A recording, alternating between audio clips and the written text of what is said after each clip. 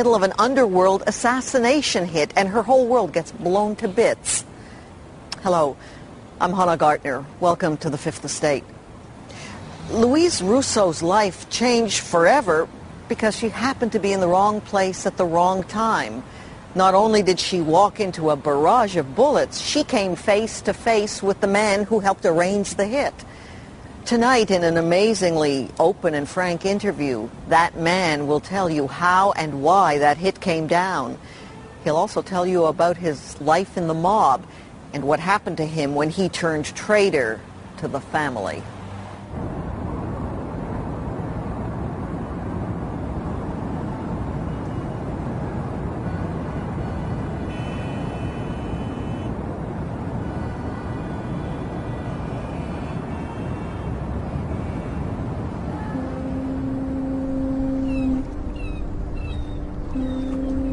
Toronto is a small town when you're on the run and have a price on your head.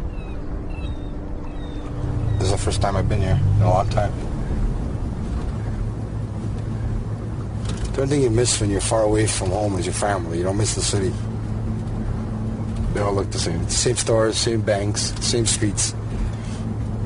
I started working to help the family out, and one thing led to another. You learn to survive.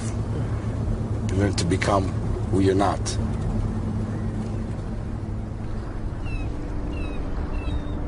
You deal with the bank repossesses your house. You deal with the mob, they repossess your legs. They have their own principles and rules.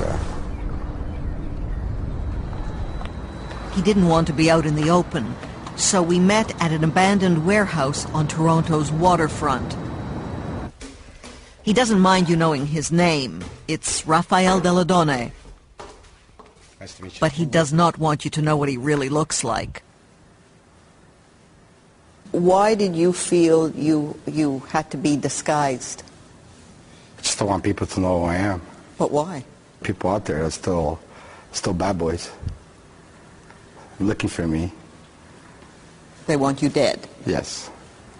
How much would it be worth for somebody to kill you? Right now? Yeah.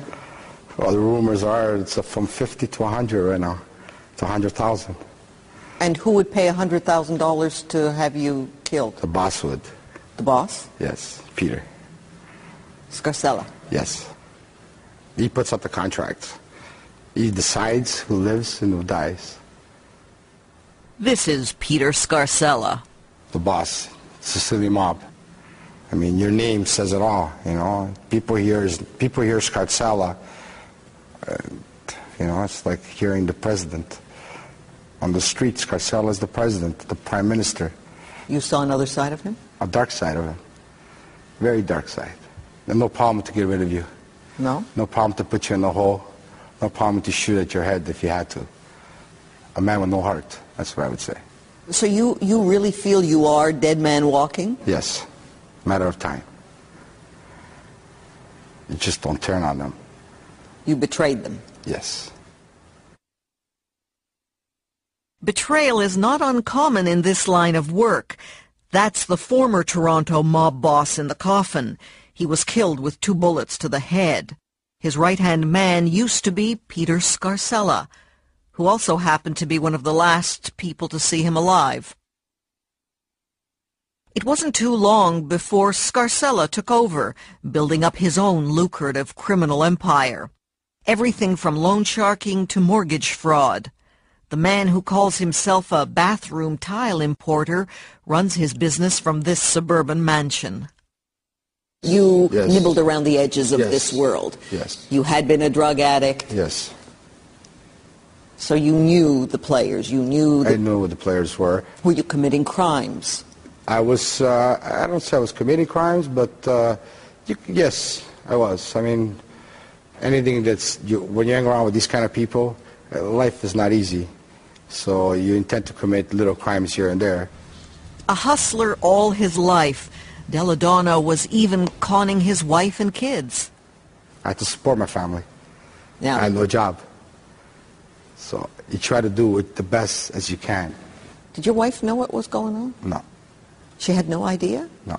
So you were living this double life. What did you say? I'm going to work, dear. Yes. Have a nice day. I was a salesman, so she knew that when the phone rang, you know, there was always business, you know.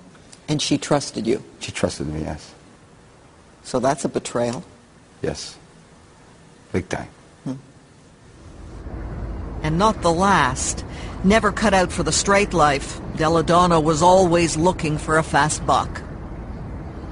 We were doing little mortgage deals here, frauds here, you know, but never to hurt anybody, you know. Little mortgage deals made you how much? It didn't make me money, it made him money. I was just working to help. I was a driver, or I was the delivery boy, basically. I mean, the big bucks went to them. Yeah? Yes. Like what kind of money? Could you give me a ballpark? Mortgage deals went from $300,000 to $3 million, whatever they can get their hands on it. You don't see this as hurting anybody? Well, I mean, at the time I wasn't hurting actual people. It was just, as they say, white collar crime, right? It was paper. It was paper. There was lawyers involved, real estate brokers. I mean, it's all one big circle. So I push the paper to you, you push the paper to the other side. At the end of the tunnel, there's money there. That money exchanged hands in the most unlikely places, like coffee shops and bakeries. Yeah, this is the place we used to be all the time. So what were the meetings here? Well, we just used to come and talk about, you know, things to do, money to collect, and, you know, bring money to him here. This was his office, basically. Why is it always restaurants, bakeries? Doesn't anybody have an office? No, there's no offices. Every day is a different place. And this is the place where he felt most comfortable. His friends were here. While Delle Donne liked to be close to the action, he was always taking care of number one. You try not to be seen with him. You try not to make other people that know you, because everybody knows who the boss is. So you're seen with them, you work with them, you become a scumbag like him. So you try to stay away from that, from the title, you know. Yeah, but you were a scumbag like him. I don't think I was a scumbag like him. No? I don't think so. You were doing what he's doing? I mean, in people's minds, wasn't that what you were? In people's mind, maybe, but to me, what I was doing, it was called survival. I wasn't the boss, he was. But you were doing... I didn't hurt anybody, he did. And nobody would dare to cross Peter Scarcella, except this man, Mike Modica, a drug runner with a long rap sheet. He made a name for himself in New York City until he got caught smuggling heroin. $1.6 billion worth of the stuff. That sent him away for 14 years. By the time he got out, Modica was ready for some action, but the U.S. had become too hot for this gangster. So he slipped into Canada, where the boss, Peter Scarcella, welcomed him with open arms. More ruthless man than Peter, I guess. I mean, they were both the same. I mean, Modica worked for Peter. So this is boss and big boss. Yeah, boss and little boss. Peter Scarcella was the boss of Mike Modica. Whatever Mike Modica did, at the end of the month, the money's to go all to the boss. But Modica was as ambitious as he was ruthless. He wanted it all and tried to take control away from Peter Scarcella. When Modica tried to take over territory, Peter had no choice but to go to war. You know, I mean, this is the life they're in. It was a turf war? It was a turf war and a money war. Little boss trying to take over big boss. Old story, huh? Old story. That's how it works. They were crashing heads, you know. Mike was starting too much trouble for Peter, and it was convenient for Peter to get rid of him. But his mistake was? To go against Peter Scarcella. Big mistake. Yes. By January 2004, Toronto was a city in the midst of a mafia turf war. The boss, Peter Scarcella, was fighting off a hostile takeover by a gangster named Mike Modica. And small-time hustler Raffaele Delle Donne was right in the middle. Peter already had decided his fate. His fate was to die. He didn't want him around. Scarcella wanted Modica dead. Modica dead. You need permission from other people in order to kill somebody. You got to go down the chain of commands, and they have to ask permission to the bigger bosses or other bosses before they can just get rid of somebody. It's all part of Mafia protocol. That's why Peter Scarcella called a meeting at this hotel just north of Toronto. He wanted to get the family's okay to murder Modica. Some 40 mobsters from Toronto, Montreal, and New York showed up.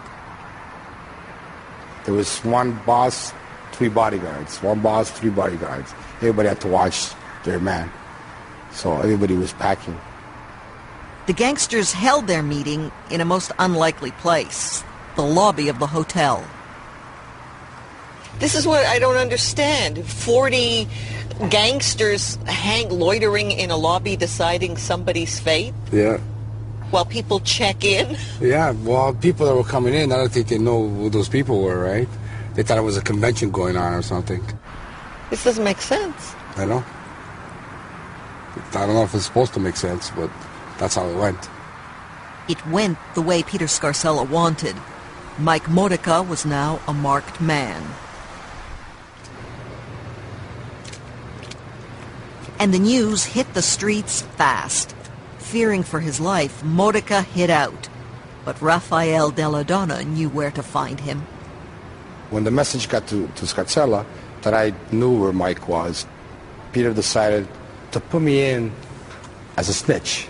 I was supposed to find Mike Modica, where he was about, where he was doing, make sure that I brought all the information to him. It was one of those offers Delle Donne could not refuse. When a person comes up to you and talks to you, especially the boss talking to you and threatening you in his own sweet little way, you read between the lines. When he mentions family is more important than Mike Modica, then you know exactly what he's telling you. Which family is he talking about? My personal family, my kids, my wife. At that point, I had to put them in danger. By hanging around with these people, I was putting them in danger. So when Peter Scarcella was saying he wants to find Mike Modica and you're going to help me, yes. You said? Yes. So that's a choice that I had to make that day. Peter says to me, you're going to help me. And I would say, no, Peter, I can't help you, man. This is none of my business. Fuck you. I'm going to go home. Go home. See you later. But you think that I would have made it at home that night?